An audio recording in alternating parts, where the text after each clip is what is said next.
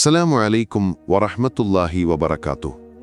നാം ജീവിക്കുന്നത് ചരിത്രത്തിലെ ഏറ്റവും ഇരുണ്ടതെന്ന് തോന്നാവുന്ന ഒരു കാലഘട്ടത്തിലാണ്. കൺമുന്നിൽ ഒരു ജനതയെ, ഫലസ്തീൻ എന്ന നിസ്സഹായരായ ജനതയെ, ലോകം കണ്ട ഏറ്റവും ക്രൂരമായ ആയുധങ്ങൾ ഉപയോഗിച്ച് ഇസ്രായേൽ എന്ന സയനിസ്റ്റ് ഭീകരകൂട്ടം ഇല്ലാതാക്കിക്കൊണ്ടിരിക്കുന്നു. പിഞ്ചുകുഞ്ഞുങ്ങളുടെ ചിതറിയ ശരീരങ്ങളും ഉമ്മമാരുടെ അലമുറകളും ആശുപത്രിക്കിടക്കയിൽ നിന്നുപോലും ബോംബിട്ട് കൊല്ലപ്പെടുന്ന രോഗികളുടെ ദൃശ്യങ്ങളും കണ്ട് നമ്മുടെ ഹൃദയം മരവിച്ചു പോയിരിക്കുന്നു. ഈ അതിക്രമം നയിക്കുന്ന ദാവട്ടഗസയുടെ കശാപ്പുകാരൻ എന്ന് ലോകം വിളിക്കുന്ന ബെഞ്ചമിൻ നെതന്യാഹുവും അവർ കരുതി തങ്ങളുടെ കയ്യിലുള്ള ആയുധബലവും അമേരിക്ക അടക്കമുള്ള ലോകശക്തികളുടെ പിന്തുണയും കൊണ്ട് ഫലസ്തീൻ എന്ന പേര് തന്നെ ഭൂമുഖത്ത് നിന്ന് തുടച്ചു നീക്കാമെന്ന്. എന്നാൽ പ്രിയപ്പെട്ടവരെ, അള്ളാഹുവിൻ്റെ ഒരു വാഗ്ദാനമുണ്ട്. അതിക്രമം പ്രവർത്തിക്കുന്നവരെക്കുറിച്ച് അള്ളാഹു അശ്രദ്ധനാണെന്ന് നീ വിചാരിക്കരുത്. കണ്ണുകൾ തള്ളിപ്പോകുന്ന ഒരു ദിവസം വരെ അവൻ അവരെ താമസിപ്പിക്കുക മാത്രമാണ് ചെയ്യുന്നത്. ചിലപ്പോൾ ആ ശിക്ഷ പരലോകത്തേക്ക് നീട്ടിവെക്കണമെന്നില്ല. ഈ ദുനിയാവിൽ വെച്ച് തന്നെ അതിൻ്റെ സൂചനകൾ അള്ളാഹു നമുക്ക് കാണിച്ചു തരും. അതിൻ്റെ ഏറ്റവും പുതിയ ഉദാഹരണമാണ് കഴിഞ്ഞ ദിവസം മാധ്യമദിനപത്രം റിപ്പോർട്ട് ചെയ്ത ആ ഞെട്ടിക്കുന്ന വാർത്ത. ഇസ്രായേലിന്റെ സ്വന്തം പാർലമെന്റായ നെസറ്റ് പുറത്തുവിട്ട കണക്കുകൾ പ്രകാരം 2024 തുടങ്ങിയതിനു ശേഷം മാത്രം, അതായത് ഈ വംശഹത്യയുടെ ഭീകരത വർദ്ധിച്ചതിനു ശേഷം 279 ഇസ്രായേലി പട്ടാളക്കാർ ആത്മഹത്യയ്ക്ക് ശ്രമിച്ചു. 279 പേർ. ഇത് യുദ്ധത്തിൽ മരിച്ചവരുടെ കണക്കല്ല, മറിച്ച് തങ്ങൾ ചെയ്യുന്ന ക്രൂരതയുടെ ഭാരം താങ്ങാനാവാതെ സ്വന്തം ജീവിതം അവസാനിപ്പിക്കാൻ ശ്രമിച്ചവരുടെ കണക്കാണ്. ഈ വാർത്തയെ നാം ചേർത്ത് വായിക്കേണ്ടത് ഗസയിൽ നിന്നുള്ള ദൃശ്യങ്ങളുമായിട്ടാണ്. ഒരു വശത്ത് ഇസ്രയേൽ, ലോകത്തിലെ ഏറ്റവും മികച്ച ആയുധങ്ങൾ, അയൺ ഡോം യുദ്ധവിമാനങ്ങൾ, ടാങ്കുകൾ, സമ്പത്ത്, മാധ്യമ പിന്തുണ എല്ലാം അവർക്കുണ്ട്. മറുവശത്ത് ഫലസ്തീൻ. അവർ നിസ്സഹായരാണ്.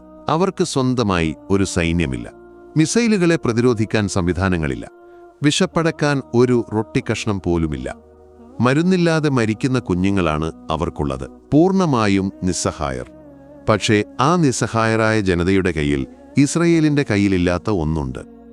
അതാണ് അടിയുറച്ച ഈമാൻ, അള്ളാഹുവിലുള്ള അചഞ്ചലമായ വിശ്വാസം.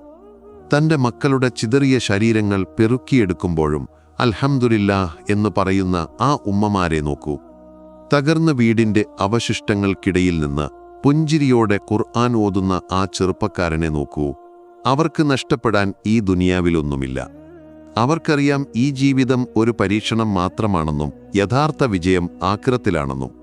അതുകൊണ്ടാണ് ലോകം മുഴുവൻ കൈവിട്ടിട്ടും അവർ തങ്ങളുടെ വിശ്വാസം കൈവിടാത്തത്. അവരുടെ ശക്തി ആയുധങ്ങളല്ല, അവരുടെ തവക്കുലാണ്.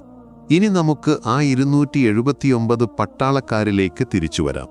നെതന്യാഹുവിൻ്റെയും കൂട്ടാളികളുടെയും ക്രൂരത നടപ്പിലാക്കുന്ന പാവകളാണവർ.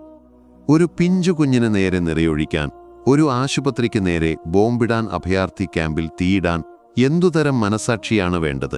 മനുഷ്യത്വം പൂർണ്ണമായും മരവിച്ചവർക്കേ അതിന് സാധിക്കൂ. നെതന്യാഹു അവരോട് പറഞ്ഞത് നിങ്ങൾ വെളിച്ചത്തിന്റെ മക്കളാണെന്നും അവർ ഇരുട്ടിന്റെ മക്കളാണെന്നുമാണ്. പക്ഷേ എന്ത് സംഭവിച്ചു? ആ പട്ടാളക്കാർ രാത്രിയിൽ ഉറങ്ങാൻ കിടക്കുമ്പോൾ അവർ കൊന്ന കുഞ്ഞുങ്ങളുടെ മുഖം ഒരുപക്ഷെ അവരുടെ കൺമുന്നിൽ തെളിഞ്ഞു വരുന്നുണ്ടാകാം. അവർ തകർത്ത വീടുകളിൽ നിന്നുയർന്ന നിലവിളികൾ അവരുടെ കാതുകളിൽ മുഴങ്ങുന്നുണ്ടാകാം. എത്രയൊക്കെ മദ്യപിച്ചാലും, എത്രയൊക്കെ ലഹരി ഉപയോഗിച്ചാലും സ്വന്തം മനസാക്ഷിയുടെ കോടതിയിൽ നിന്ന് അവർക്ക് രക്ഷപ്പെടാൻ സാധിക്കുന്നില്ല. തങ്ങൾ ചെയ്യുന്നത് ചരിത്രത്തിലെ ഏറ്റവും വലിയ തെറ്റാണെന്ന്, ഏറ്റവും വലിയ അധർമ്മമാണെന്ന് അവരുടെ ഉള്ളിൻ്റെ ഉള്ളിൽ ഒരു ശബ്ദം അവരോട് പറയുന്നു. ആ കുറ്റബോധമാണ് അവരെ സ്വന്തം തോക്കെടുത്ത് സ്വന്തം നെഞ്ചിലേക്ക് നിറയൊഴിക്കാൻ പ്രേരിപ്പിക്കുന്നത്. പ്രിയപ്പെട്ടവരെ, ഇതാണ് അള്ളാഹുവിൻ്റെ നീതി.